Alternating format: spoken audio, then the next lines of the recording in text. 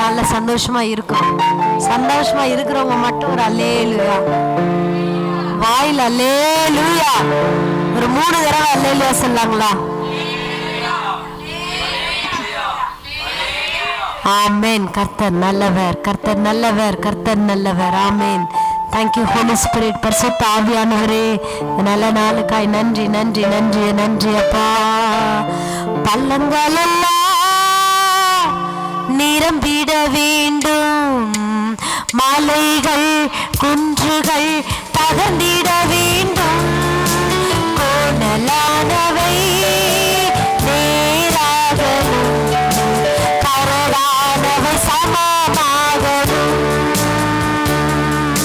பள்ளங்கள் எல்லாம் நிரம்பிட வேண்டும், மலைகள் குன்றுகள் தகர்ந்திட வேண்டும், கோணலானவை நேராகணும், கரடான சமமாகணும். ராஜா வருகிற ஆயத்தமாக, ராஜா வருகிற ஆயத்தமாக, இயேசு வருகிறார், இயேசு வருகிறார். எதிர்கொண்டு செல்லுவோம், பள்ளங்கள் எல்லாம் நிரம்பிட வேண்டும், மலைகள் குன்றுகள் தகர்ந்திட வேண்டும், கோணலானவை நேராகணும், கரடானவை சமமாகணும். நல்ல கனிகொடா, நல்ல கனிகொடா, வருந்தவளாய் வெட்டும் அக்கினியில் போடப்படும். நல்ல கனிகொடா, வருந்தவளாய் வெட்டும் அக்கினியில் போடப்படும். ராஜா, ஆமென். ராஜா இயேசு வருகிறார், எதிர்கொண்டு செல்லுவோம் நம் இயேசு.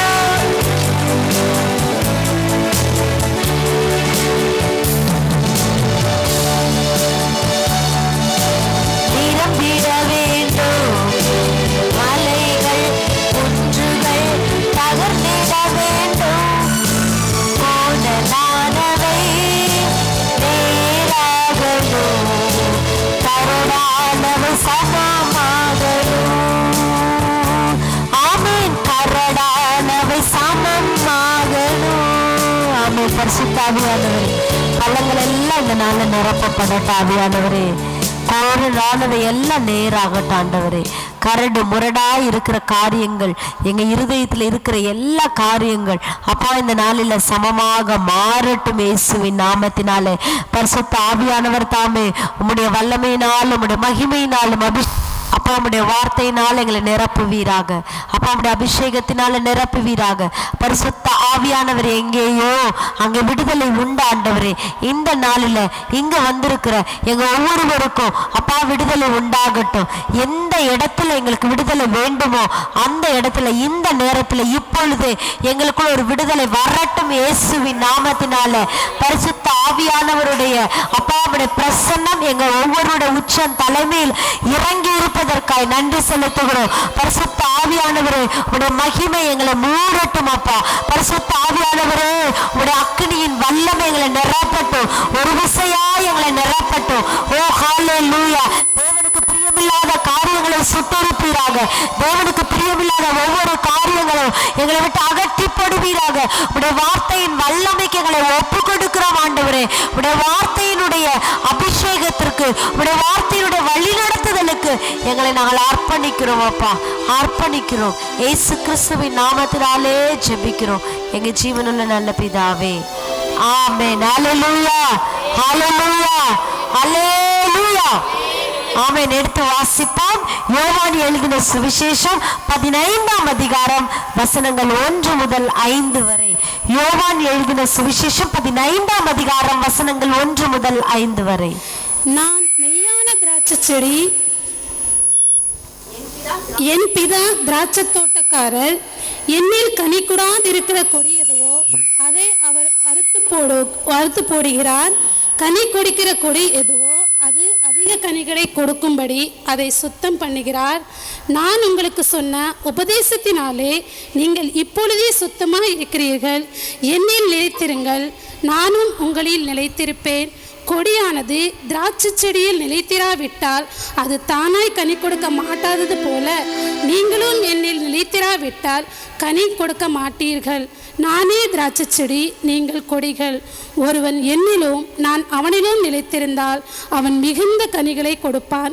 என்னே அல்லாமல் உங்களால் ஒன்றும் செய்யக்கூடாது. ஆமென், ஹல்லேலூயா. இந்த நாளில் நம்முடைய சபைக்கு இங்க வந்திருக்கிற நம்ம ஒவ்வொருவருக்கும் ஆவியானவர், பரிசுத்த ஆவியானவர் இந்த காலை வேலை உணர்த்துகிற ஒரே ஒரு காரியம், நானே மெய்யான திராட்சை செடி. ஆமென், ஹல்லேலூயா. இயேசுவானவர் நல்ல ஒரு திராட்சை செடியாய் இருக்கிறார். அவர்தான் நற்குல திராட்சை செடி. ஆமென், அவர்தான் உயர்ந்த திராட்சை செடி. ஆமென், ஹல்லேலூயா. இயேசு கிறிஸ்து நல்ல திராட்சை செடியாய் இருக்கிறதுனால உங்களையும் என்னையும் அவரிலே கொடியாக அவர் நம்மை ஒட்ட வைத்து நிலைத்திருக்க அவர் செய்திருக்கிறார். ஆமென், ஹல்லேலூயா. நம்முடைய தோட்டக்காரர் யார்? தோட்டக்காரர் யார்? பிதா. எல்லாருமே சொல்லலாம். தோட்டக்காரர் யாரு? திராட்சை செடி யாரு? யாரு திராட்சை செடி? இயேசு கிறிஸ்து. திராட்சை செடி யாரு? அந்த செடியில் இருக்கிற கொடிகள் யாரு? பக்கத்துல பார்த்து சொல்லுங்க, நீங்க தான் அந்த கொடி. இந்த பக்கம் பார்த்து சொல்லுங்க, நீங்க தான் அந்த கொடி. நிறைய நேரத்துல நம்ம என்ன நினைச்சுக்கிறோம்னா, நான் தான் திராட்சை செடின்னு நினைச்சுக்கிறோம். ஆனா நம்ம செடி இல்ல, நம்ம யாரு? கொடிகள். அந்த அறிவு வேணும். செடியில நிலைத்திருக்கிற கொடிகள். அந்த செடி இயேசு கிறிஸ்து, அந்த கொடி நானு. செடியிலே நிலைத்திருக்கிற கொடியாக, சபையிலே நிலைத்திருக்கிற விசுவாசிகளாக, தேவனுடைய அன்பிலே நிலைத்திருக்கிற விசுவாசிகளாக, தேவனுடைய வார்த்தையிலே நிலைத்திருக்கிற பிள்ளைகளாக, பரிசுத்த ஆவியானவருக்குள்ள நிலைத்திருக்கிறவர்களாக தேவ ஆவியானவர் நம்மை அழைத்திருக்கிறார், நம்மை முத்திரை போட்டிருக்கிறார், நம்மை மகிமைப்படுத்தியும் இருக்கிறார். ஆமென், ஹல்லேலூயா. பைபிள்ல எடுத்து பார்த்தா நிறைய திராட்சை செடியை பத்தி, நிறைய கொடிகளை குறித்து, நிறைய அந்த திராட்சை கனிகளை குறித்து நிறைய வாக்கியங்கள் இருக்கு. ஆனாலும் இந்த நாளில பரிசுத்த ஆவியானவர் ஒரு விசேஷத்த காரியத்தை நம்மிடையே அவர் சொல்ல வாஞ்சியா இருக்கிறார். ஆமென், ஹல்லேலூயா. நானே மெய்யான திராட்சை செடி. அவர் சொல்லி இருந்திருக்கலாம், நான் தான் திராட்சை செடின்னு சொல்லி இருந்திருக்கலாம். ஆனா ஆண்டவர் சொல்றாரு, நானே மெய்யான திராட்சை செடி. அப்படின்னா என்ன அர்த்தம்னா, திராட்சை செடியில நிறைய செடி இருக்குது, ஆனா உண்மையான செடி, மெய்யான செடி, நிலைத்திருக்கக்கூடிய செடி, கனி தரக்கூடிய ஒரே செடி நான் மாத்திரமே. ஆமென். அப்படின்னா இயேசு கிறிஸ்து மாத்திரமே. நல்லா தெரிஞ்சுக்கோங்க, இந்த உலகத்துல வாழுகிற எல்லா ஜனங்களுக்கும் திராட்சை செடி மாதிரி இருக்கிற நிறைய காரியங்கள் இருக்குது. ஆனா மெய்யான திராட்சை செடியாகிய இயேசுவினிடத்துல மாத்திரமே மீட்பு உண்டு. ஆமென், ஹல்லேலூயா. பிசாசானவன் எப்படி கர்ஜிக்கிற சிங்கம் போல வகை தேடுகிறானோ, யூத ராஜ சிங்கம் ஏசப்பா இருக்கிறாரு. ஆனா பிசாசு கர்ஜிக்கிற சிங்கம் போல திரிவதை போல திராட்சை செடியில நிறைய செடி இருக்கு. ஆனா மெய்யான செடி யார் என்பதை கண்டுபிடிப்பது மாத்திரம்தான் முக்கியமான காரியம். ஆமென். சிஸ்டர் சாட்சி சொல்லும் போது சொன்னாங்க, நிறைய சபைகள் இருக்குது, நிறைய இடங்கள் இருக்கு, ஆனா which one is the best one, which one is the God chosen one? கர்த்தரால் தெரிந்து கொள்ளப்பட்ட சபை எது? கர்த்தர் என்னை அனுப்புகிற இடம் எது? பாஸ்டர் சொன்னாரு, என்னை யோனான்னு ஆண்டவர் வச்சிருக்கிறாரு. யோனா என் கப்பல் ஏறி எங்க வேணாலும் போலாம், நினிவேக்கு போலாம், தர்சீசுக்கு போலாம், எகிப்துக்கு போலாம், எங்க வேணாலும் போலாம். ஆனா கர்த்தர் கொடுத்த தரிசனத்தின் இடம் என்று ஒன்று இருக்கிறது, அதுதான் நினிவே. அதே மாதிரிதான் இன்னைக்கு சபையில உட்கார்ந்துட்டு இருக்கிற உங்களுக்கும் எனக்கும் ஆண்டவர் சொல்லுகிறார், தரிசன இடத்திலே நீங்கள் இருக்கிறீர்கள். ஆமே, இதுதான் உங்களுடைய தரிசன இடம், இதுதான் மெய்யான திராட்சை செடி. இதிலே ஒட்ட வைக்கப்பட்ட கொடிகளாய் நாம் நிலைத்திருக்கும் பொழுது சாதாரண கனிகள் அல்ல, மிகுந்த கனிகளை நாம் கொடுக்கிறவர்களாய் நாம் மாறுவோம். ஆமென். அல்லேலூயா, அல்லேலூயா, அல்லேலூயா. ஏன் ஆண்டவர் நானே மெய்யான திராட்சை செடின்னு சொல்றாரு? நாம் வேதத்தை ஆராயும் போது ஒரு வசனத்தை ஆண்டவர் எனக்கு காட்டி கொடுத்தார். எடுத்து வாசிக்கலாம். பழைய ஏற்பாட்டுல உபாகமத்தின் புஸ்தகம் 32ஆம் அதிகாரம் 32வது வசனம். உபாகமம் 32ஆம் அதிகாரம் 32வது வசனம். 34 32 34. அவர்களுடைய திராட்சை செடி சோதோமிலும் கொமோரா நிலங்களிலும் பயிரான திராட்சை செடியிலும் தாழ்ந்த ஜாதியாய் இருக்கிறது. அவைகளின் பழங்கள் பித்தும் அவைகளின் குலைகள் கசப்புமாய் இருக்கிறது. இது என்னிடத்தில் வைத்து வைக்கப்பட்டு என் பொக்கிஷங்களில் இது முத்திரை போடப்பட்டிருக்கிறது இல்லையோ? என்னிடத்தில் இருக்கிற பொக்கிஷங்களிலே இது முத்திரை போடப்பட்டிருக்க இல்லையோ? ஹல்லேலூயா. 32வது வசனத்தை நம்ம வாசிக்கலாம். 32 உபாகமம். அவர்களுடைய திராட்சை செடி சோதோமிலும் கொமோரா நிலங்களிலும் பயிரான திராட்சை செடியிலும் தாழ்ந்த ஜாதியாய் இருக்கிறது. அவைகளின் பழங்கள் பித்தும் அவைகளின் குலைகள் கசப்புமாய் இருக்கிறது. நல்லா கவனிங்க. திராட்சை செடியில நிறைய திராட்சை செடி இருக்கா. ஆனா இங்க இருக்கிற திராட்சை செடி எப்பேற்பட்டது? அது சோதோமிலும் கொமோராவிலும் வளர்க்கப்பட்ட ஒரு திராட்சை செடியாக இருக்கிறது. அதிலும் கனிகள் வருகிறது. ஆனா அந்த கனிகள் எப்படி இருக்கா? கசப்பா இருக்கா. அதிலும் கனிகள் வருகிறது, அது பித்தா இருக்கிறதா. ஆனா இன்னைக்கு ஆவியானவர் சொல்லுகிறார், அவருடைய சபையில நாட்டப்பட்ட அவருடைய தரிசன இடத்துல, அவருடைய தரிசன சபையில நாட்டப்பட்டிருக்கிற திராட்சை செடியில ஒட்ட வைக்கப்பட்டிருக்கிற நீங்களும் நானும் நல்ல கனிகளை கொடுக்க போகிறோம்.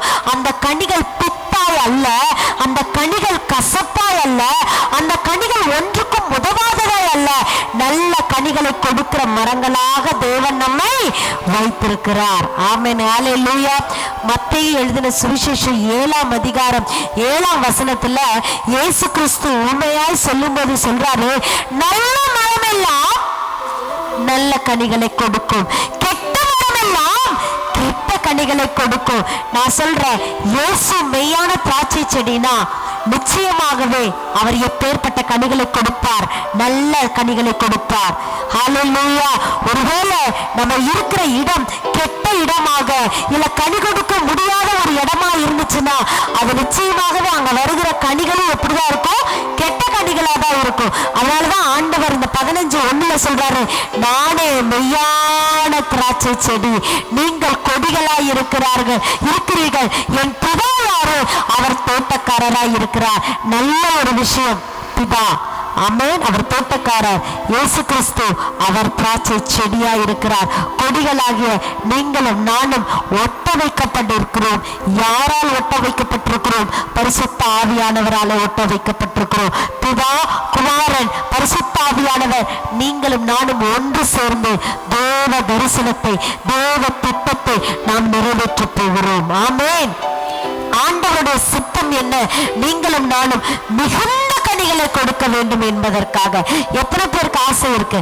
நம்ம ஒரு தோட்டம் வச்சு அந்த தோட்டத்துல ஒரு கத்திரிக்காய் செடி, எத்தனை பேர் வச்சிருக்கீங்க? தோட்டம் வச்சிருக்கேன் இல்ல ஏதாவது செடி போட்டு வச்சிருக்கேன் அப்படிங்கிறவங்களுக்கு நல்லா தெரியும்.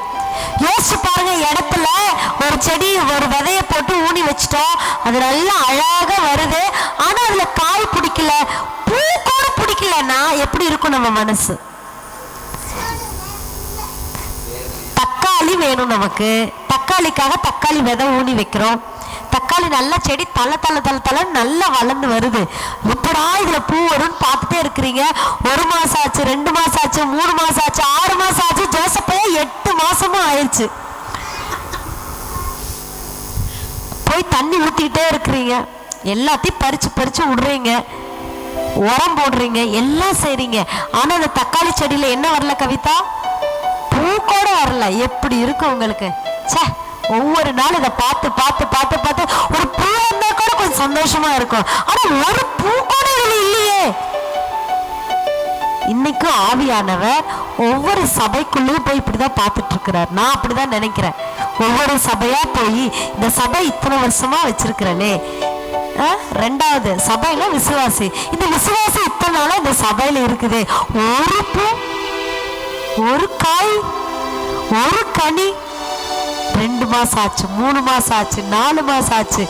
ஆவியானவர் சபைகளையும் விசுவாசிகளையும் கண்ணோக்கி பார்த்து கொண்டே இருக்கிறார். நான் நட்ட வச்சிருக்கேன், நான் வச்ச செடி இது. இந்த செடியில கிளைகளாக இவர்கள், கொடிகளாக இவர்கள் இணைக்கப்பட்டிருக்கிறார்கள்.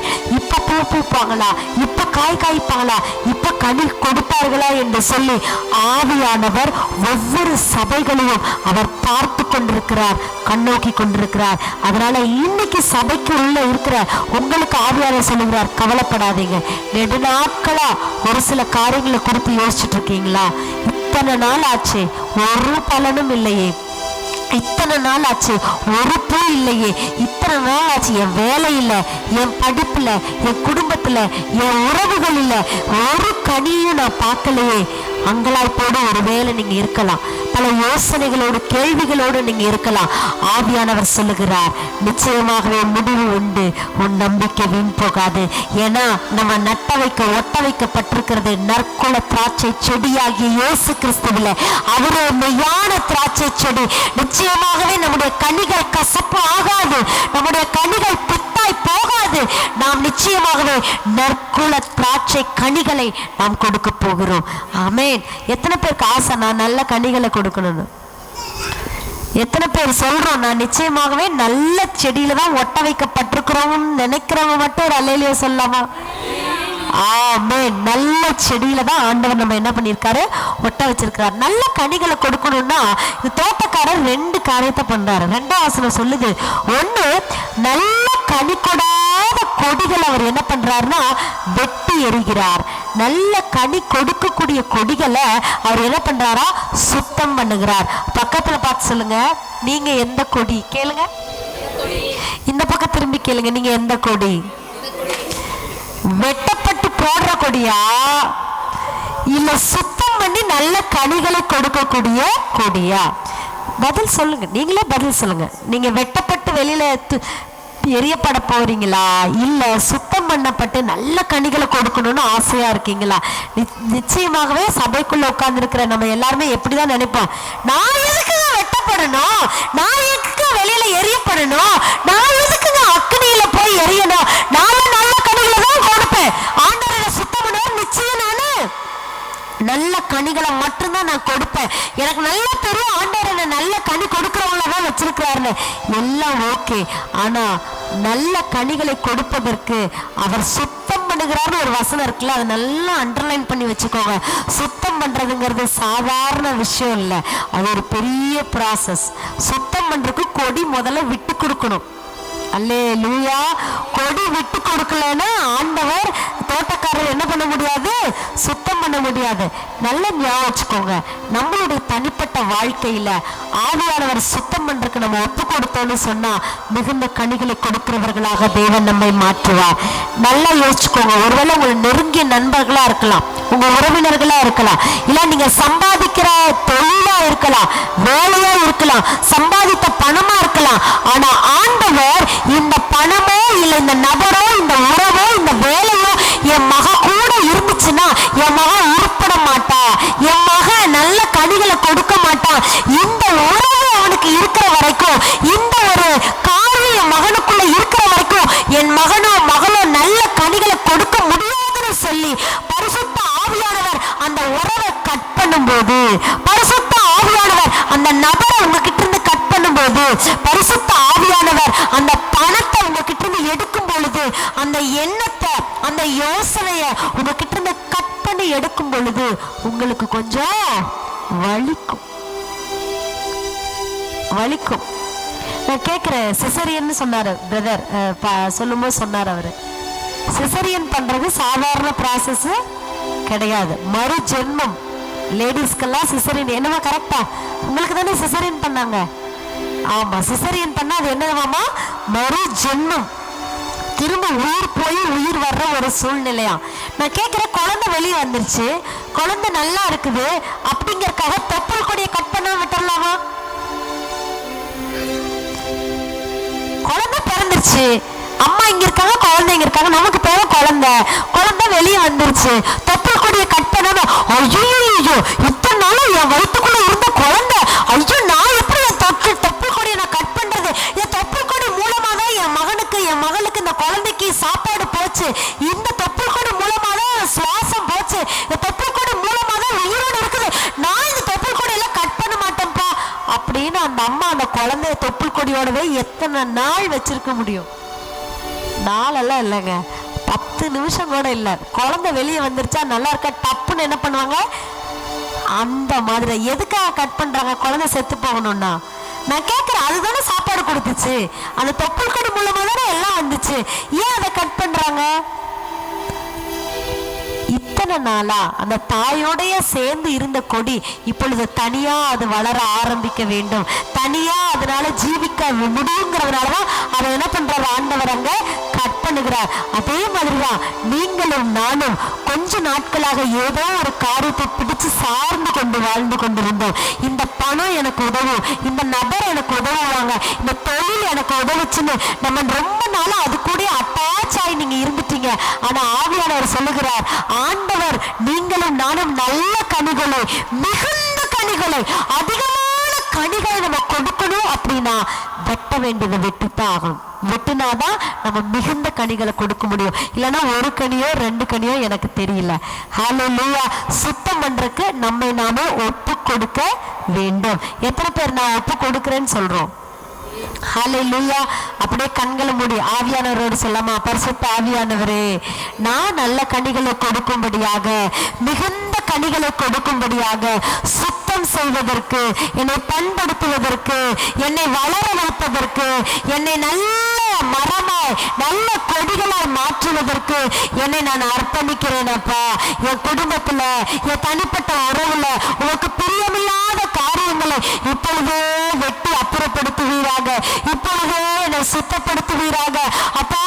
என்னென்ன பழுதா இருக்கிறதோ, பழுத்து போன இலைகள் மாறி தேவையில்லாத டெட் செல்ஸ் எல்லாம் என்னை விட்டு விலக்கிடுங்க ஆண்டவரே. தேவையில்லாத உறவுகளை என்னை விட்டு விலக்கிடுங்கப்பா. தேவையில்லாத எண்ணங்களை, சிந்தனைகளை என் உள்ளத்திலிருந்து எடுத்து போட்டுருங்கப்பா. என் இருதயத்துல தேவனுக்கு பிரியமில்லாத காரியங்கள், தேவனுக்கு பிரியமில்லாத கசப்பு, வைராக்கியம், மாம்சத்தின் கிரியைகள் எது இருந்தாலும், ஒருவேளை கணவன் மனைவிக்குள்ள கசப்பு இருக்கலாம், பிள்ளைகள் பெற்றோருக்குள்ள கசப்பு இருக்கலாம், நண்பர்கள் உறவினர்கள் மேல, பக்கத்து வீட்டுக்காரங்க மேல, இல்ல தொழில் ரீதியா யார் மேலேயாவது ஏதாவது வைராக்கிய கசப்பு இருந்தா பரிசுத்த ஆவியானவரே என்னை சுத்தப்படுத்துங்கப்பா. இந்த தேவையில்லாத காரியம் எனக்குள்ள இருக்கிறதுனாலதான் நான் மிகுந்த கனிகளை கொடுக்க முடியல, நல்ல கனிகளை கொடுக்க முடியல அப்பா. என்னை சுத்தப்படுத்துவீராக, சுத்தப்படுத்துவீராக. பரிசுத்த ஆவியானவரே என் உள்ளத்துக்குள்ள ஒரு நிலைவரமான ஆவியை கொடுப்பீராக, நிலைவரமான ஆவியை புதுப்பிப்பீராக, புதிய சிருஷ்டியை என்னை மாற்றுவீராக, நல்ல கனிகளை கொடுக்கிற கொடியாக உண்மையை நிலைத்திருக்கும்படிக்கு அப்பா எனக்கு இந்த நல்ல வாய்ப்பை கொடுத்ததற்காக நன்றி ஆண்டவரே. நான் அநேகருக்கு ஆசீர்வாதமாக இருக்கணும், நான் அநேகருக்கு அப்பா வாய்க்காலாக, ஆசீர்வாத வாய்க்காலாக நான் இருக்கணும் ஆண்டவரே. என்னை நான் அர்ப்பணிக்கிறேன் அப்பா. ஆமென், ஆமென், ஆமென், ஆமென், ஆமென். ஹல்லேலூயா. நிச்சயமாகவே நம்முடைய ஜெபங்கள் கேட்கப்பட்டிருக்கிறது.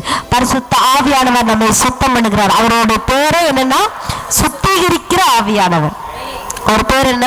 சுத்திகரிக்கிற ஆவியானவர். அவர் சுத்தப்படுத்துகிறவர், சுத்த ஜலத்தினால நம்மை கழுவி சுத்தப்படுத்துகிறவர். ஆமென், ஹல்லேலூயா. தேவையில்லாத காரியங்களை இந்த நேரத்துல உங்க இருதயத்திலிருந்து இனிமேல் அந்த எண்ணங்கள் வர வேண்டாம், இனிமேல் அந்த காரியங்கள் உங்க இருதயத்துக்குள்ள வர வேண்டாம், இனிமேல் அந்த குறிப்பிட்ட நபர் பத்தின காரியங்கள் உங்களுக்குள்ள இருக்க வேண்டாம். அந்த பணத்தை குறித்ததான எண்ணத்தை உங்க இருதயத்திலிருந்து நீங்க என்ன பண்ணிருங்க? வெளியே தள்ளிருங்க. நிச்சயமாக நான் சொல்றேன், மிகுந்த கனிகளை நம்ம கொடுக்க போறோம், நம்ம பார்க்க போகிறோம். ஆமென், ஹல்லேலூயா. இங்க 4வது வசனம் தாவீது சொல்றாரு, ஒருவன் என்னிலே நிலைத்திருந்தால், நான் அவனிலே நிலைத்திருந்தால் அவன் எப்படி இருப்பானா? மிகுந்த கனிகளை கொடுப்பானா. நான் சொல்றேன், நீங்களும் நானும் ஆண்டவருக்குள்ள நிலைத்திருக்கணும், ஆண்டவர் நமக்குள்ள நிலைத்திருக்கணும். இன்னைக்கு நிறைய விசுவாசிங்க எப்படி தெரியுங்களா இருக்காங்க? நம்ம மட்டும் ஆண்டவர் கூட இருந்தா போதும், ஆனா ஆண்டவர் எனக்குள்ள வரவே வேண்டாம், ஏன்னா அவர் பரிசுத்தம் உள்ளவர், நான் அசுத்த உதடு உள்ளவன், அதெல்லாம் ஆண்டவர் வர வேண்டாம், நான் மட்டும் என்ன பண்ணிட்டு வரேன், போயிட்டு போயிட்டு போயிட்டு போயிட்டு வரேன்னு நிறைய பேர் நினைக்கிறாங்க. ஒரு காரியத்தை நான் சொல்லணும்னு நினைக்கிறேன். காக்கா புறா, பழைய ஏற்பாட்டில் காக்கா புறான்னா நமக்கு என்ன ஞாபகம் வரணும்? நோவாவோட பேழை ஞாபகம் வரணும். வெளியில தண்ணி வத்திருச்சா இல்லையா, பிரளயம் முடிஞ்சுதா இல்லையா, வெள்ளம் வத்திருச்சா இல்லையான்னு பார்க்கறதுக்காக காக்காவை அனுப்புனாங்க. காக்கா எத்தனை தடவை போயிட்டு போயிட்டு வந்துச்சு, போயிட்டு போயிட்டு வந்துச்சு. அதுக்கு என்ன தெரியல, அது இலைய கொண்டு வந்த மாதிரியே தெரியல. அப்புறம் என்ன பண்ணாரு நோவா, அந்த காக்கா உள்ள பிடிச்சி உட்கார வச்சுட்டு, இனிமேல் காக்காவை அனுப்புனா வேலைக்காகாதுன்னு எதை அனுப்புனாரு? புறா அனுப்புனார். புறா முதல் டைம் போயிடுச்சு, கால் வைக்க இடமே இல்லை, திரும்ப வந்துருச்சு. ரெண்டாவது தடவை புறாவை அனுப்புனாரு. போகும்போது வாயில் என்ன கொண்டு வந்தது? ஒலிவ இலைய கொத்திட்டு உள்ள வந்தது. அதை பார்த்த உடனே, அது நல்ல துளிர் விட்டு இருந்த உடனே நோவா முடிவு பண்ணிட்டாரு, வெளியில வெள்ளம் வத்திருச்சு, மரம் செடி கொடியெல்லாம் வளர ஆரம்பிச்சிருச்சு, இப்ப என்ன ஆயிடுச்சு, துளிர் விட ஆரம்பிச்சிருச்சு, இனி முதற் பலனை கொடுக்கக்கூடிய நாள் வந்துருச்சு அப்படின்னு தெரிஞ்ச உடனே தான் நோவா என்ன பண்ணாரு, பேழையினுடைய கதவை கர்த்தர் அடைத்திருந்தார். கதவை கர்த்தர் திறந்தார். நோவா வெளியே வந்தாரு. திராட்சை ரசத்தை தான் முதல்ல குடிச்சாராம். அல்லேலூயா. அவரு பழைய ஞாபகத்திலே இருந்ததுனாலதான் ஒரு சிலருக்கு புரியும் நினைக்கிறேன். நோவா ஒரு விவசாயி. நோவா யாரு? அவருக்கு எல்லாம் நல்லாவே தெரியும். பிஃபோர் பிரளயம், ஆஃப்டர் பிரளயம்.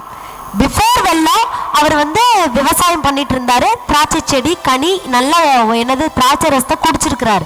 இப்போ வெள்ளம் வந்துருச்சு. எத்தனை நாள்? கிட்டத்தட்ட 1 வருஷமா அவர் எங்க இருந்திருக்கிறாரு? பேழைக்குள்ள இருந்திருக்கிறாரு. 1 வருஷம் கழிச்சு அவர் வெளியே வர்றாரு. வெளியே வந்து பார்க்கும்போது திராட்சை செடியை நட்ட வைக்கிறாரு. அதுல என்ன வருது? கனி வருது. அந்த கனியை பொறிச்ச ஒரு ஜூஸ் போட்டு குடிக்கிறாரு. குடிச்சதுக்கு அப்புறம் வெறி கொண்டவராய் மாறிவிட்டார். வெறி கொண்டு அவர் படுத்திருக்கிறார். இந்த சம்பவம் நமக்கு எல்லாமே தெரியும். இது நான் வேற பக்கம் போயிட்டேன், இருந்தாலும் அந்த காக்காவுக்கும் புறாவுக்குமே நான் வரேன். இன்னைக்கு சபையில நிறைய விசுவாசிகள் காக்கா மாதிரி புறா மாதிரி இருக்கிறார்கள். என்னங்க விசுவாசிங்களா பார்க்காம காக்காங்கிறீங்களே புறாங்கிறீங்களே அப்படிங்கிறாங்க.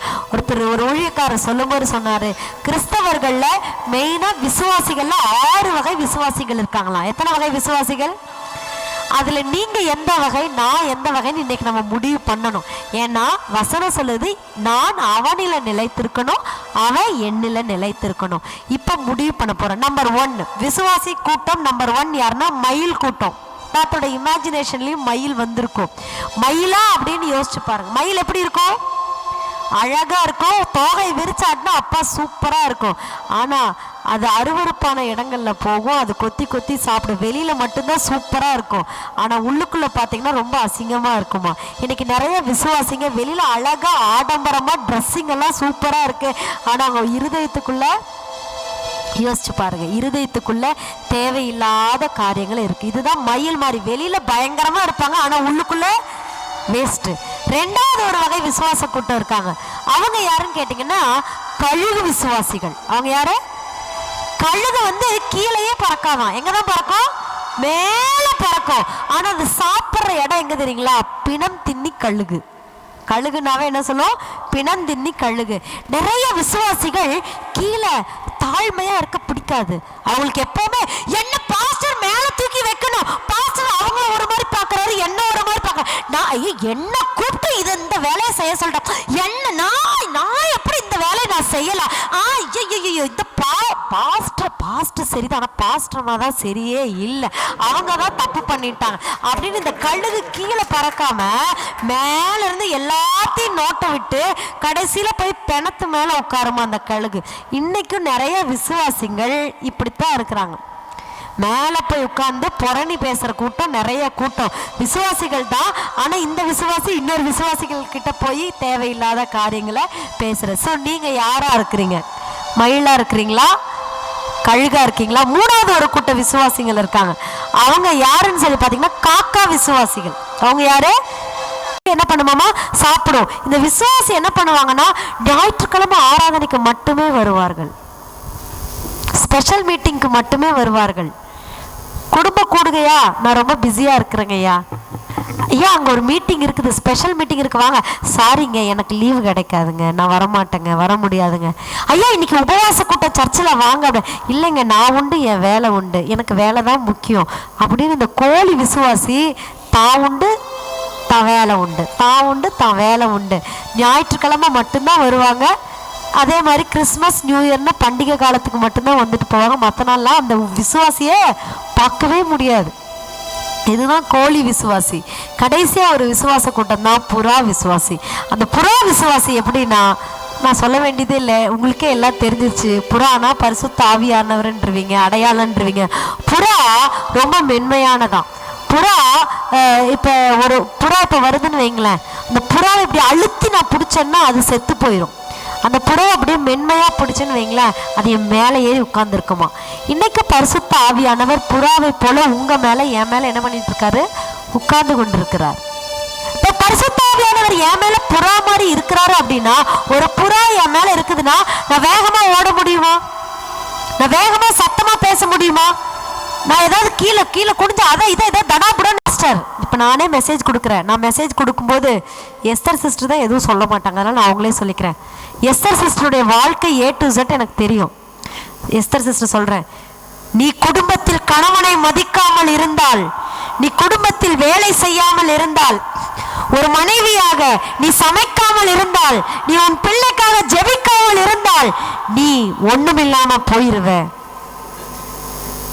உன் கணவன் பேச்சுக்கு எதிர்த்து பேசினா நீ யாரா இருந்தாலும் சரி உனக்கு ஆக்கினை தீர்ப்பு வரும்.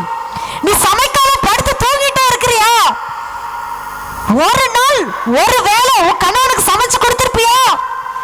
ஒரு நாள் ஒரு வேளை உன் குடும்பத்துக்காக நீ என்ன சாதிச்ச அப்படின்னு ஒரு ஊழியக்காரர் முன்னாடி நான் பேசிட்டேன்னா, வீட்டுக்கு போயிட்டு ஏன்டா நீ சர்ச்சுக்கு போனணும், பாஸ்டர்மாக்கு என்ன ஆச்சோ தெரியல, என்னை பத்தியே பிரசங்கம் பண்றாங்க, நான் பண்றதெல்லாம் சொல்லிட்டாங்க, யார் இதை போய் சொன்னது? ஏங்க நீங்க போய் சொன்னீங்களா ஊழியக்கார்ட்ட? யார் சொல்லியிருப்பா? ஜெனிஃபர் சிஸ்டர் வேலை சொல்லியிருப்பாங்களோ? எப்படி பாஸ்டர்மா சொன்னாங்க? ஐயோ இதுக்கு தான் நான் சர்ச்சுக்கே வர்றதில்ல, இதுக்கு தான் நான் போறதே இல்லை. மாச கடைசியான பாஸ்டர்மா மெசேஜ் எல்லாம் நான் போக மாட்டேன். மற்ற நாள் நான் போய்க்கிறேன், பாஸ்டர் மெசேஜ் கொடுக்குற அன்னைக்கு போய்க்கிறேன், ஆனால் இன்னைக்கு நான் போக மாட்டேன். ஏன்? கண்டித்து உணர்த்தும் போது அதை ஏற்றுக்க மனசு இல்லை. யோசிச்சு பார்க்கணும், நான் யாரு, நான் செய்யறேன்னா நான் செய்யலையாங்கன்னா ஃபர்ஸ்ட் அவங்க என்ன பண்ணணும்? நிதானித்து யோசிக்கணும். நான் என் கணவனுக்கு மதிப்பு கொடுக்குறேனா இல்லையா? யோசிங்க. நான் சமைக்கிறேனா இல்லையா? யோசிங்க. என் குடும்பத்துக்காக தான் நான் இருக்கிறேனா இல்லையா? யோசிங்க. எல்லாத்தையும் யோசிச்சுட்டு ஆமா பாஸ்டர் சொன்னது சரிதான், நான் என்னை நான் திருத்திக்கணும் அப்படின்னு நினைச்சா அது புறா விசுவாசி. ஆமென், அல்லேலூயா. பாஸ்டர் கூட அழுத்தி பிடிச்சாங்கன்னா புறா செத்து போயிடும். நான் இந்த மாதிரி 4 கடினமான உபதேசம் பண்ணேன்னா நாளைக்கு டேவிட் ஐயா வரவே மாட்டார். ஐயோ ஒரே வாரம் தான் போனேன், இந்த அம்மா பேசுற நான் போயிடணும்ப்பா, இந்த நற்குல திராட்சை செடியும் வேணாம் கொடியும் வேணாம் சுத்தம் பண்றதும் வேண்டாம், எனக்கு இருதயம் போயிடுச்சு, உடஞ்சு போச்சு, நான் போறேன் அப்படின்ட்டு அவர் ஓடியே போயிடுவார். அதான் புறாவை கசக்கி பிடிச்சோம்னா ஓடியே செத்தே போயிடும். அதே மாதிரி புறாவை லூஸா விட்டோம்னு வைங்க, பறந்து போயிடும். அதுதான் பாஸ்டருடைய பொறுப்பு. புறாவை அழுத்தியும் பிடிக்க கூடாது. புறாவை நீ எங்க வேணாலும் போ, என்ன வேணாலும் செய், எப்படி வேணாலும் இருந்துக்கோ, லூஸாகவும் விடக்கூடாது. புறாவை எப்படி பார்க்கணுமோ பக்குவமா பார்க்கணும். அதே மாதிரிதான் இன்னைக்கும் பரிசுத்த ஆவியானவர் சபைக்குள்ள வந்திருக்கிற விசுவாசிகளாக உங்களை என்னையும் அவர் அழுத்தி பிடிக்கவும் மாட்டாரு, அவர் லூசா விடவும் மாட்டாரு. எப்பப்ப எதை செய்யணுமோ கண்டித்து உணர்த்துகிற ஆவியானவர். ஆமென். எதுக்காக? அவர் நம்மை சுத்தம் பண்ணும்போது வலிக்கும். ஆவியானவர் வசனத்தின் மூலமா நம்ம கூட பேசும்போது நம்ம கொஞ்சம் கஷ்டமா தான் இருக்கும். அப்படி இருக்கும்போது ஆண்டவரே என்ன நான் என்ன பண்றேன்? ஒப்பு கொடுக்குறேன். என்கிட்ட இருக்கிற தவற நான் பிழைகளை நான் உணர்றேன். நான் நல்லா இருக்கணும், நான் மிகுந்த கனிகளை கொடுக்கணும்னு தானே நீங்க இதை எனக்கு சொன்னீங்க, நான் ஏத்துக்கிற ஆண்டவரேன்னு சொல்லி அர்ப்பணிச்சு பாருங்க. நல்ல கனிகளை, மிகுந்த கனிகளை, அதிகமான கனிகளை கொடுக்கிறவர்களாக தேவன் நம்மை வைப்பார். ஆமென், அல்லேலூயா. நாம் எந்த விசுவாசியா இருக்கிறோம்? மயில் விசுவாசியா, காக்கா விசுவாசியா, கழுகு விசுவாசியா, கோழி விசுவாசியா, அல்லது கொக்கு விசுவாசியா, புறா விசுவாசியா? எப்படி இருக்கிறோம்? புறா விசுவாசியா இருந்தால் வசனம் 4 சொல்லப்பட்டபடி நான் அவனிலும் அவன் என்னிலும் நிலைத்திருந்தால் அவன் மிகுந்த கனிகளை கொடுப்பான். நான் எப்படி ஆண்டவருக்குள்ள நிலைத்திருக்க முடியும்? நான் முன்னாடியே சொன்னேன், நிறைய விசுவாசிகள் நான் சர்ச்சுக்கு வருவேன், ஜெபம் பண்ணுவேன், போயிடுவேன். ஆனால் ஆண்டவர் எனக்குள்ள வர வேண்டாம். ஏன்னா ஒரு பரிசுத்தம் உள்ளவர், நான் அசுத்த உதடுகள் உள்ளவன். அதனால ஆண்டவரே நீர் வராதீங்க, நான் மட்டும் வந்து பாவ மன்னிப்பு கேட்டு போயிடுறேன். இப்படி விசுவாசி இருந்தால் மிகுந்த கனிகளை கொடுக்க முடியாது. யோசிச்சு பாருங்க, என் வாழ்க்கையில ஏன் பொருளாதாரத்துல குறைவா இருக்கிறேன், ஏன் வேலையில நான் குறைவா இருக்கிறேன், ஏன் எனக்கு மட்டும் நான் ஜெபிக்கிறேன், சர்ச்சுக்கு போறேன், எல்லாம் செய்யறேன், ஆனா எனக்கு ஒரு நிறைவான ஆசீர்வாதத்தை, ஒரு சமாதானமான ஒரு சந்தோஷமான சூழ்நிலை எனக்கு ஏன் இல்லை? யோசிச்சு பாருங்க. இதுதான் விஷயம். நீங்க ஆண்டவருக்குள்ள இருக்கணும்னு நினைக்கிறீங்க, ஆனா ஆண்டவர் உங்களுக்குள்ள இருக்கிறாரா? பெரிய கேள்விக்குறி. இன்னைக்கு அந்த ஆண்டவர் நமக்குள்ள இருந்தா மிகுந்த கனிகளை கொடுப்போம். ஆமென், ஹல்லேலூயா. நாம கொடிகள் சொல்றோம், ஆண்டவரே நான் ஒட்ட வச்சுக்கிறேன், ஆண்டவரே வாரம் ஞாயிற்றுக்கிழமை நான் செடியில ஒட்ட வச்சுக்கிறேன், திங்கக்கிழமை கட் பண்ணிருங்க, செவ்வாய்க்கிழமை ஒட்ட வச்சுக்கிறேன், புதன்கிழமை கட் பண்ணிருங்க, வியாழக்கிழமை ஒட்ட வச்சுக்கிறேன், சனிக்கிழமை கட் பண்ணுங்க, ஞாயிற்றுக்கிழமை நான் என்ன பண்ணிக்கிறேன், ஒட்ட வச்சுக்கிறேன். இப்படி வெட்டி ஒட்டி இருக்கிறனாலதான் இன்னும் கனி கொடுக்காம இருக்கிறோம். வெட்டப்பட்டுச்சுன்னா வெட்டப்பட்டது தான், ஒட்டப்பட்டுச்சுன்னா ஒட்டப்பட்டது தான். ஒட்டப்பட்டிருந்தா நான் சொல்றேன், அவருக்குள்ள இருக்கிற சுபாவம், ஆண்டவராகிய இயேசு கிறிஸ்துவுக்குள்ள எப்பேற்பட்ட குணாதிசயங்கள் இருந்துச்சோ அந்த குணாதிசயங்கள் நமக்குள்ள இருந்து வெளிவர வேண்டும். அதுக்கு இந்த வேத வசனம் நமக்கு உதவி செய்கிறது. இதே யோவான் 15 நீங்க வாசிச்சீங்கன்னா, என்னுடைய வார்த்தை அவனிலே நிலைத்திருக்குமானால் அவன் மிகுந்த கனிகளை கொடுப்பான்.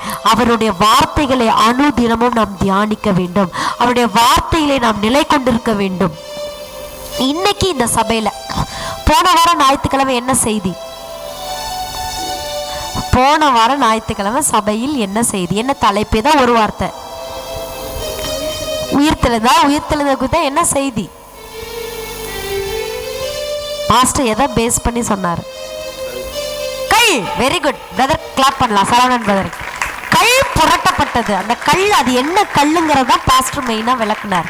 நிறைய நேரங்கள்ல பிசிக்கலி ப்ரெசன்ட், மென்டலி ஆப்சென்ட். நம்ம நிறைய நேரத்துல உட்கார்ந்துருப்போம், உயிர்த்தெழுதல் தான் தெரியுது, ஆனா பாஸ்டர் உயிர்த்தெழுதலை குறித்து என்ன சொன்னாரு யோசிச்சா ஞாபகமே வர்றதில்ல, மறந்து போயிடும். அதுக்கு தான் இந்த நோட்டு புஸ்தகத்தை எல்லாம் கொஞ்சம் கொண்டு வந்து, பேனா பேப்பர்லாம் கொண்டு வந்து, வேணா நாங்களும் அது வேணா சொல்லுங்க, நாங்கள் வாங்கி வச்சிடறோம். ஒரு நோட்டு பேனாவும் கொடுத்துட்றோம். நீங்க என்ன பண்ணுங்க, தெலுங்குலையானாலும் சரி, தமிழ்லையானாலும் சரி, நீங்கள் என்ன பண்ணுங்க, எழுதி நோட் பண்ணி வைங்க. நேரம் கிடைக்கும் போது அதை வாசிச்சு பாருங்க. நிச்சயமா அந்த வார்த்தை உங்களோடு பேசும். என்னைக்காவது ஒரு நாள் அந்த வசனத்தை நீங்க திருப்பி பார்க்கும் பொழுது அந்த வார்த்தை, பர்டிகுலர் வார்த்தை, அந்த பர்டிகுலர் நேரத்துக்குள்ள நமக்கு அதுக்கு உதவி செய்கிறதா இருக்கும். அவர் சொல்றாரு, என் வார்த்தை உங்களிலே நிலைத்திருந்தால் நீங்கள் எப்படி இருப்பீர்கள்? மிகுந்த கனிகளை கொடுப்பீர்கள். நீங்கள் கேட்டுக்கொள்வது எதுவோ அது உங்களுக்கு கொடுக்கப்படும், செய்யப்படும். ஏன் நம்ம ஜெபிக்கிறோம்? ஏன் ஜெபத்துக்கு பதில் வரல?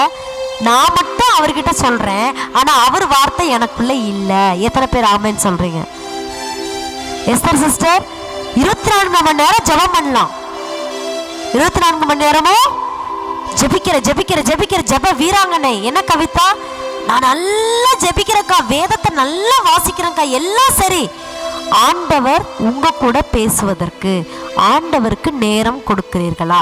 அதை பாஸ்டர் அன்னைக்கு சொல்லும்போது சொன்னாரு, 1/2 மணி நேரம் உட்காந்து ஜெபம் பண்றோம், பாட்டு பாடுறோம், நல்லா ஜெபிக்கிறோம், உட்காந்து ஸ்தோத்திரம், அல்லேலூயா, ஆமென், ஸ்தோத்திரம், ஆண்டவரே வாரும், என்னோட பேசுவப்பா, இப்பொழுது என்னோட பேசும் ஆண்டவரே, ஸ்தோத்திரமப்பா அப்படின்னு நம்ம ஜெபம் பண்ணிட்டு இருக்கும்போது ஆண்டவர், அவர் ஜெபம் பண்ற என் மகா கூப்பிடுறா, நான் போய் அவளுக்கு என்ன வேணுங்கிறத நான் கேட்டுட்டு வரேன்ட்டு ஆண்டவர் வருவாராம். இங்க வந்து உட்காரும் போது நம்ம ஆமென், நன்றி ஆண்டவரே அப்படின்ட்டு எந்திரிச்சு போயிடுறது.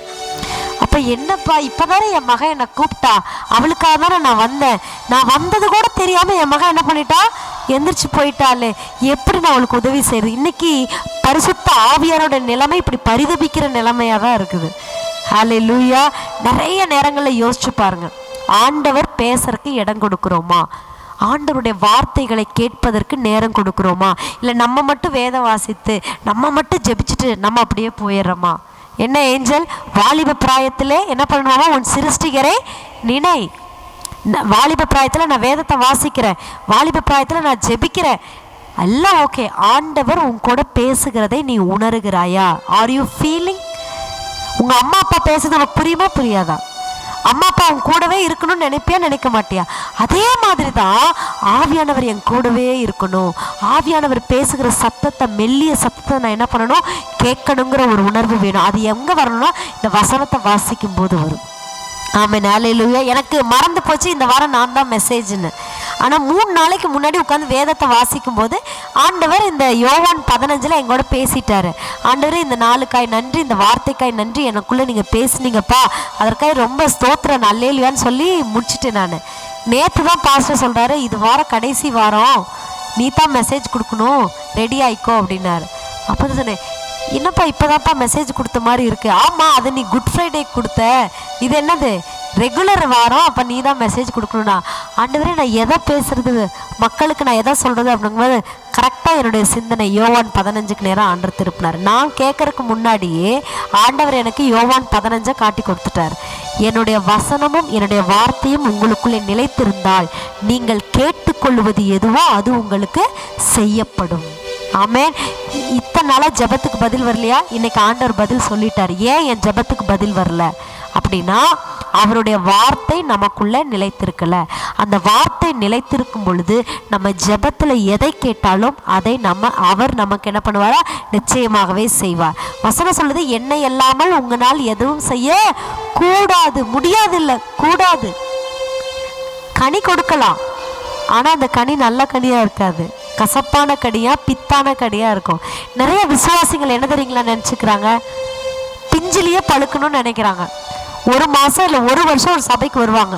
1 வருஷம் ஒரு சபைக்கு வந்ததுக்கப்புறம் பாஸ்டருக்கு அடுத்து நான் தான், என்னை தவிர யாரும் பாஸ்டர் கூட போயிடக்கூடாது, பாஸ்டருக்கு அடுத்தது எல்லா விசுவாசிகளும் என்னதான் பிரைஸ் தரலாம் பிரதர், ஃபோன் பண்ணி பாஸ்டர் எங்கே இருக்காரு பிரதர் அப்படின்னு என்னதான் கேட்கணும் அப்படின்னு நிறைய விசுவாசிகள் என்ன பண்ணுறாங்க. ஒரு சிலர் நம்ம விசுவாசிங்க, நல்ல விசுவாசிங்க, நான் இதுக்காக நான் சொல்கிறேன், நான் பாஸ்டருக்கு அடுத்து நான் தான் இருக்கணும் அப்படின்னு நினைக்கிறாங்க. ஆனால் ஆண்டவர் யாரை எங்கே வைக்கணுங்கிறது ஆவியானவருக்கு நல்லா தெரியும். 1 வருஷம் 1 மாதம் ஆனாலும் 33 வருஷம் ஆண்டவர் இந்த உலகத்தில் இருக்கும்போது 3 வருஷம்தான் கூட இருந்தாங்க. யாரு? சீஷர்கள். அவங்களே அவங்க அம்மா என்ன கேட்குறாங்க, வலது பக்கத்தில் ஒருத்தர், இடது பக்கத்தில். அப்போ ஆண்டவர் என்ன சொன்னார், இது உனக்கு அடுத்தது எனக்கு அடுத்தது இல்லை, பிதாவோட சித்தம். அவர் என்ன சொல்கிறாரோ அதுதான் நடக்கும், நீ என்ன கேட்குறேங்கிறதே தெரியாமல் நீ கேட்டுட்ருக்குறமா அப்படின்னு சொல்லி இயேசு கிறிஸ்து சொல்லுவார். இன்னைக்கு சபைக்குள் இருக்கிற விசுவாசிகள் பாஸ்டருக்கு முக்கியத்துவம் கொடுப்பதை காட்டிலும் ஆவியானவருக்கு முக்கியத்துவம் கொடுக்க வேண்டும். நம்ம கூட இருக்கிற சக விசுவாசிகளுக்கு முக்கியத்துவம் கொடுப்பதை காட்டிலும், ஏன்னா அவங்க என்ன நினச்சிக்குவாங்க, அவங்க என்ன நினச்சிப்பாங்கன்னு மற்றவங்களை பார்த்து யோசிக்கிறத காட்டிலும் ஆவியானவர்களுக்கு அவங்க என்ன பண்ணணும்? முதலிடத்தை கொடுக்க வேண்டும். ஸோ நம்ம மிகுந்த கனிகளை கொடுக்க நம்பர் 1 அவரில் நிலைத்திருக்கணும். 2வது அவரில் எப்படி நிலைத்திருக்கணும்னா அவருடைய வார்த்தையிலே நிலைத்திருக்க வேண்டும். 3வது அவருடைய அன்பிலே நிலைத்திருக்க வேண்டும். அதான் குணாதிசயம், அவர்தான் அதான் ஆவியின் கனிகள். நம்ம எல்லாருக்குமே தெரியும் 9 வகையான ஆவியின் கனிகள்: அன்பு, சந்தோஷம், சமாதானம், நீடிய பொறுமை, தயவு, நற்குணம், விசுவாசம், சாந்தம், இச்சை அடக்கம். இந்த 9 நற்குணங்கள் அடங்கிய இந்த கனிகளை, ஆவிக்குரிய கனிகளை நம்ம கொடுக்கணும்னா மேலான கனி அன்பு. அந்த அன்பு இயேசு கிறிஸ்து தான். இயேசுவே love is God, God is love. அந்த இயேசுவை அன்பாய் நம்ம ஏற்றுக்கொண்ட நான் சொல்றேன், உங்களை ஏசப்பா கன்னத்தில் ஒரு கன்னத்தில் அரைந்தவனையே ஆண்டவர் மன்னிச்சிட்டாரு, தலையில் முற்கிரீடம் சூட்டினவரை மன்னிச்சிட்டாரு, சிலுவையில் அரைந்தவனை மன்னிச்சிட்டாரு. உங்களால் ஏன் மன்னிக்க முடியல? நான் ஒரு பிரதர் எனக்கு நல்லா தெரியும், அவர் சொல்கிறாரு, சிஸ்டர் எல்லாம் சரிங்க, ஆனால் என் மாமியார் மேலே மட்டும்தாங்க எனக்கு கோபம். என்ன கோபம் மாமியார் மேலே?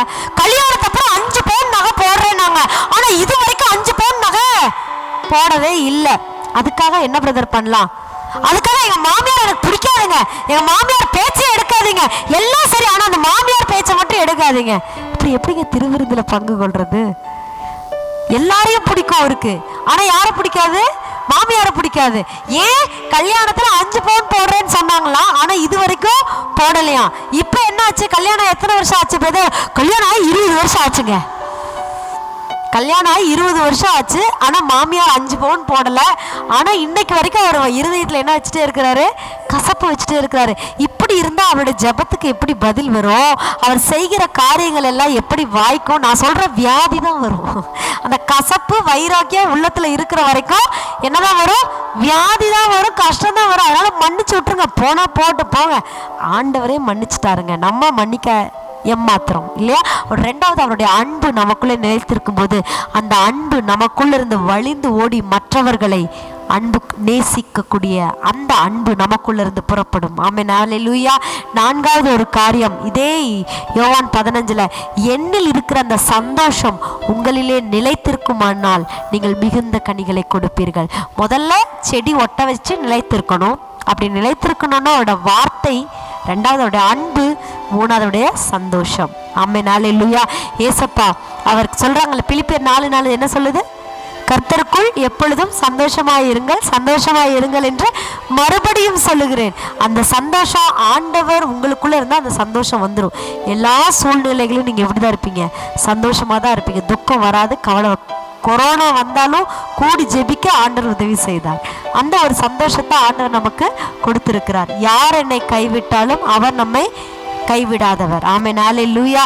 இன்னைக்கு ஒரு முடிவெடுப்போம். அவர் தான் மெய்யான திராட்சை. வேற செடி இருக்கு, ஆனால் இவர் தான் மெய்யான செடி. அதே மாதிரி தான் நிறைய சபைகள் இருக்கு, ஆனாலும் உள்ள கொண்டு வந்து ஆண்டவர் நம்மளை என்ன பண்ணியிருக்காரு? ஒட்ட வச்சிருக்கிறார். அதனாலதான் பவுல் சொல்லும்போது சொல்லுவார், கட்டப்பட்டவன் எவனும் கட்ட அவிழ்க்க பிரயாசப்படாது இருப்பானாக. ஆமென், அல்லேலூயா. ஒட்ட வச்சுட்டார் ஆண்டவர். இப்போ நம்மளோட வேலை என்ன? ஆண்டவர் என்னை சுத்தப்படுத்துங்க. அங்கே சொல்லும்போது சீஷர்களுக்கு இயேசு சொல்றாரு, எப்போ என் உபதேசத்தை கேட்டீங்களோ அப்பவே நீங்க சுத்தமாயிட்டீங்க அப்படின்னு சொல்றாரு. இன்னைக்கு சபைக்குள்ள உட்கார்ந்து இந்த ஜீவ வார்த்தையை கேட்க கேட்க கேட்க பரிசுத்த ஆவியானவர் உங்களை என்ன பண்ணிட்டாரு? சுத்தப்படுத்திட்டாரு. கொஞ்சம் கொஞ்சம் வலிச்சிருக்கும், அங்கங்க கொஞ்சம் கொஞ்சம் வலிச்சிருக்கும். நல்லதுதான். வலிச்சாலும் பரவாயில்ல தான். அவர் வெட்ட வேண்டியதை வெட்டி, ஒட்ட வேண்டியதை ஒட்டி நம்மளை சுத்தம் பண்ணி, எதுக்காக? மிகுந்த கனிகளை கொடுக்க, பிதா மகிமைப்பட, நாம் அவருடைய பிள்ளைகளாய் இருக்க, இயேசு கிறிஸ்துவை போல நீங்களும் நானும் அன்பிலும் வார்த்தையிலும் சந்தோஷத்திலும் ஒரு நல்ல ஒரு நிறைவான வாழ்க்கையை வாழ வேண்டும் என்பதுதான் தேவனுடைய சித்தமாய் இருக்கிறது. அதனால கண்களை மூடி அப்படியே கரங்களை உயர்த்தி ஆண்டவருக்கு ஒப்பு கொடுப்போமா?